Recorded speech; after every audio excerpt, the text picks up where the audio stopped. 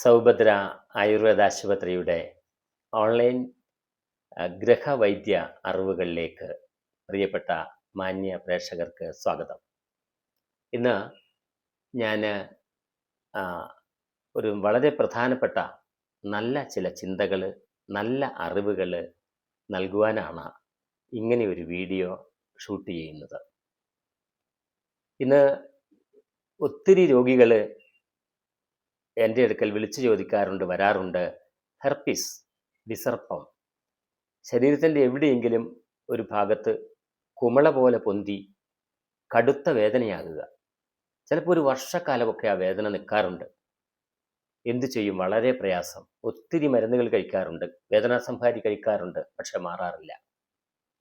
അപ്പം നമ്മൾ ഓർക്കണം, നമ്മളുടെ ശരീരത്തോടുന്ന രക്തം ജീവൻ്റെ ജലമാണ്, ജീവനുള്ള ജലമാണ്.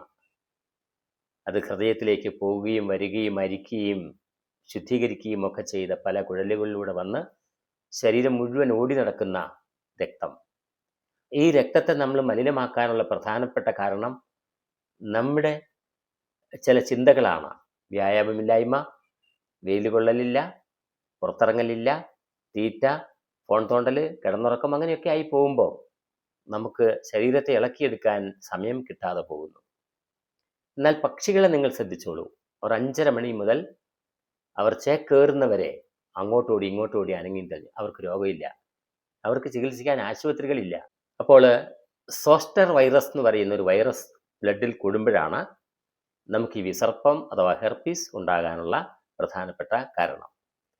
അത് കടുത്ത വേദനയായിട്ട് വരും. കണ്ണിൻ്റെ ഭാഗത്താണെങ്കിൽ കണ്ണിൻ്റെ കാഴ്ച പോകും, ഹൃദയത്തിൻ്റെ ഭാഗത്താണെങ്കിൽ ഹൃദയത്തിന് ദോഷങ്ങൾ ഉണ്ടാക്കാം, ചെവിയുടെ ഭാഗത്താണ് വരുന്നത് ചെവിയുടെ കേൾവി കളയാം. അങ്ങനെ വലിയ മാരകമായ ഒരു വൈറസ് ആണ് അത്. ഇപ്പം രക്തശുദ്ധിയില്ലായ്മയാണ് കാരണം. എന്തുകൊണ്ട് രക്തശുദ്ധിയില്ലായ്മ? ഇപ്പം ഈ രക്തം ശുദ്ധീകരിക്കാത്തതിൻ്റെ പ്രധാനപ്പെട്ട കാരണം നമ്മുടെ അടുക്കളയും നാം കഴിക്കുന്ന ഭക്ഷണങ്ങളുമാണ്. വിരുദ്ധാഹാരങ്ങളായ ചില ആഹാരങ്ങളുണ്ട്. എന്തൊക്കെയാണ്? മോരും മീനും ഒരുമിച്ച് കഴിക്കരുത്. മോര് കറി കൂട്ടാം, മീനും കൂട്ടാം, പക്ഷെ മോരും തൈരും, മോര് തൈര് അതും മീനും കൂടെ കൂടി ചേർത്ത് കഴിക്കാൻ പാടില്ല. രണ്ടാമത്തത്, പുളിയുള്ള പഴവർഗ്ഗങ്ങളും പാലും ചേർത്ത് കഴിക്കാൻ പാടില്ല. മൂന്നാമത്തത്, തേൻ ചൂടാക്കി കഴിക്കരുത്. നാലാമത്തത്, ചിക്കനും മീനും ഒരുമിച്ച് കഴിക്കരുത്. അഞ്ചാമത്തത്, നെയ്യും തേനും ഒരുമിച്ച് കഴിക്കരുത്. നെയ്യും തേനും ഒരുമിച്ച് കഴിച്ചാൽ മരണം വരെ സംഭവിച്ചേക്കാം. റെഡ് മീറ്റ്സ് അഥവാ ഇറച്ചികൾ, പാല്, തേന് ഒരുമിച്ച് കഴിക്കാൻ പാടില്ല. കൂണും കടുകെണ്ണയും ഒരുമിച്ച് ചേർത്ത് കഴിക്കാൻ പാടില്ല. ഇലക്കറിയും പാലും ഒരുമിച്ച് ചേർത്ത് കഴിക്കാൻ പാടില്ല. എല്ലാ ഇറച്ചികളും, ഉദാഹരണം പന്നി, പോത്ത്, ആട്, താറാവ്, കോഴി എന്നൊക്കെ പറഞ്ഞ് എല്ലാം കൂടെ ചേർത്ത് കഴിക്കുന്നതും തെറ്റ്. അപ്പോൾ ഇങ്ങനെ ഞാൻ ഈ സൂചിപ്പിച്ച വിധമുള്ള വിരുദ്ധാഹാരങ്ങൾ കഴിക്കുമ്പോൾ അത് നമ്മുടെ ഈ ശരീരത്തോടുന്ന ജീവൻ്റെ രക്തം അത് മലിനമയമാകുന്നു. ആ മാലിന്യങ്ങളെ പുറത്തു ചാടിക്കുന്ന ഒരു അവസ്ഥാവിശേഷമാണിത്. അപ്പം അതിന് നാം ശ്രദ്ധിക്കേണ്ടത്, ഞാൻ ഈ പറഞ്ഞ വിരുദ്ധാഹാരങ്ങൾ പൂർണ്ണമായും നമ്മൾ വേണ്ടാന്ന് വെക്കുക, ഒഴിവാക്കുക. എല്ലാം കഴിക്കാം, പക്ഷെ ഒരുമിച്ച് കഴിക്കരുത് എന്ന് മാത്രം.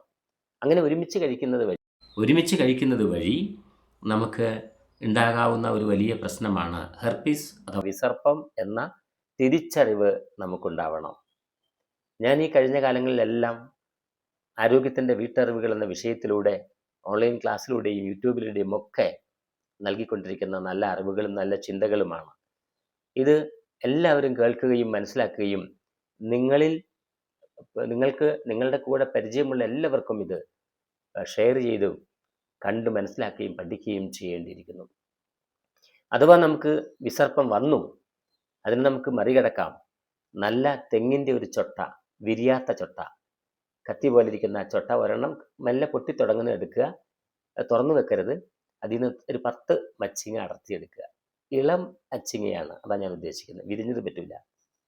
ആ മച്ചിങ്ങ അടർത്തിയെടുത്ത് പാലിൽ പുഴുങ്ങി അരച്ച് നാം കഴിക്കുക. ആ വന്ന സ്ഥലത്ത് ഇടുകയും ചെയ്യുക.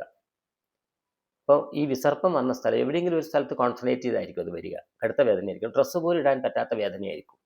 അവിടെ അരച്ചിടുകയും ഈ മച്ചിങ്ങ, ഇളയ മച്ചിങ്ങ 10 പറിച്ച് പാലിൽ പുഴുങ്ങി അരകല്ലിൽ വെച്ച് അരച്ച് കഴിക്കുകയും ഈ പുറമെ പുരട്ടുകയും ചെയ്താൽ ഇതിൻ്റെ കാഠിന്യവും അതിൻ്റെ കഠിനമായ വേദനയും മാറ്റിയെടുക്കാനായിട്ട് കഴിയും. അപ്പം അത് ഇനി മേലിൽ നമ്മളൊന്ന് ശ്രദ്ധിച്ചോളൂ. ഇതിന് ഒത്തിരി അലോപ്പതി മരുന്ന് കഴിക്കുന്നതും വേദനാസംഹാരി ഗുളിക കഴിക്കുന്നതിനേക്കാളൊക്കെ നല്ലത് ഈ രീതിയിൽ നാം ചെയ്യുന്നതാണ് ഏറ്റവും പരിഹാരമായ മാർഗം. ഇത് മനസ്സിലായല്ലോ. ഇത് വരാനുള്ള മാർഗങ്ങളാണ്. വിരുദ്ധാഹാരങ്ങൾ നാം ഭക്ഷണത്തിൽ കഴിക്കുമ്പോഴാണ് ഈ ജലം, ജീവന്റെ ജലമായ രക്തം മലിനമയമാകുന്നത്. ആ മാലിന്യങ്ങളെ താങ്ങാൻ കഴിയാതെ വരുമ്പോൾ അത് പുറത്തയക്കുന്നു. അപ്പം നമ്മളിങ്ങനെ രക്തത്തിനെയാണ് വളരെ പ്രധാനമായിട്ട് നാം കരുതേണ്ടത്, കരുതി വെക്കേണ്ടത് എന്ന ചിന്ത നമുക്കുണ്ടാവണം. ആ ചിന്തയാണ് നമുക്ക് രോഗങ്ങളെ പലതിനെയും മാറ്റിയെടുക്കാനായിട്ട് നമുക്ക് കഴിയുക. അങ്ങനെ കഴിയുന്ന ഓരോ വേളകളും രോഗമില്ലാത്തൊരു ശരീരമായി കൊണ്ടു നടക്കാൻ കഴിയും. ഇന്ന് കേരളത്തിൽ എല്ലാ ആശുപത്രികളും ഫുള്ളാണ്. എല്ലാ ആശുപത്രികളിലും വലിയ തിരക്കാണ്. എന്താ കാരണം? പലതരത്തിലുള്ള രോഗം കൊണ്ട് വലയുന്നവരാണ്, കഷ്ടപ്പെടുന്നവരാണ് നമ്മുടെ കൂടെയുള്ളവരെല്ലാം. അപ്പോൾ നമ്മുടെ രക്തത്തെ ശുദ്ധീകരിച്ചാൽ നമുക്ക് പല രോഗങ്ങളെയും ഇല്ലാതാക്കാൻ കഴിയും. നമ്മുടെ അടുക്കളയിൽ ചില നിയന്ത്രണങ്ങൾ ഉണ്ടാക്കിയാൽ, ഭക്ഷണങ്ങളിൽ നിയന്ത്രണങ്ങൾ ഉണ്ടാക്കിയാൽ, ആർഭാട ജീവിതവും ലളിത ഒക്കെ ഒഴിവാക്കി ലളിത ജീവിതമാക്കിയാൽ കുറേയൊക്കെ നമുക്കിതിൽ നിന്ന് രക്ഷപ്പെടാൻ കഴിയും. അങ്ങനെ നമ്മൾ ഒരു നല്ല ചിന്തയുമായിട്ട് ജീവിതത്തെ കൊണ്ടുപോകുമ്പോഴാണ് ആരോഗ്യമുള്ള ശരീരമായി മാറുകയും ആരോഗ്യത്തോടു കൂടി നമുക്ക് നടക്കാൻ കഴിയുകയും ഒക്കെ ചെയ്യുന്നത്. അപ്പം അതിനുവേണ്ടി ഇന്ന് ഇവിടെ ഞാൻ സൂചിപ്പിക്കുന്ന വിരുദ്ധാഹാരങ്ങൾ, പ്രധാനമായും ഈ പറഞ്ഞ വിരുദ്ധാഹാരങ്ങൾ ഒരുമിച്ച് ചേർത്ത് കഴിക്കുന്ന രീതി കുഞ്ഞുങ്ങളിൽ നിന്നും മാറ്റിയെടുക്കുക. നിങ്ങളും അത് മനസ്സിലാക്കി വെക്കുക. പ്രായമായവരും അല്ലാത്തവരും എല്ലാവരും മനസ്സിലാക്കി വെക്കുക. അങ്ങനെ അത് ജീവിതത്തിൽ പ്രാവർത്തികമാക്കുക. മറ്റുള്ളവരിലേക്ക് നിങ്ങൾ അയച്ചു കൊടുത്ത് ഷെയർ ചെയ്ത് അതിൽ നിങ്ങൾ ഒത്തിരി ആളുകളിലേക്ക് എത്തിക്കട്ടെ. ആ അറിവ് എല്ലാവരും അറിയട്ടെ. അഥവാ വിസർപ്പം വന്നാൽ ഉണ്ടാകാവുന്ന ഭവിഷ്യത്തുകളെക്കുറിച്ചാണ് ഞാൻ ആദ്യം സൂചിപ്പിച്ചത്. ആ വേദനകളൊക്കെ അടങ്ങാനാണ് മച്ചിങ്ങ പാലിൽ പുഴുങ്ങി അരച്ച് തേക്കുകയും കഴിക്കുകയും ചെയ്യുന്നത്. അങ്ങനെ കഴിച്ചുകൊണ്ട് നമുക്ക് ഈ വിസർപ്പത്തിൽ നിന്ന് അഥവാ ഹെർപ്പിസിൽ നിന്ന് അഥവാ മാരകമായ വേദനയിൽ നിന്ന് നമ്മളെ മാറ്റിയെടുക്കാനായിട്ട് നമുക്ക് കഴിയട്ടെ. അതിന് ശ്രമിക്കണം. അങ്ങനെ നമ്മുടെ നമ്മുടെ ശരീരത്തിനകത്തോടുന്ന രക്തത്തെ മലിനമയമാക്കാതെ ജീവന്റെ ജലമാണത് എന്ന കരുതലോടെ നമുക്ക് തുടരാം. നമുക്ക് മുന്നോട്ട് പോകാം. ആ ചിന്തയിൽ നമുക്ക് വളരാം. കുഞ്ഞുങ്ങളെ വളർത്തിയെടുക്കാം. നന്ദി, നമസ്കാരം.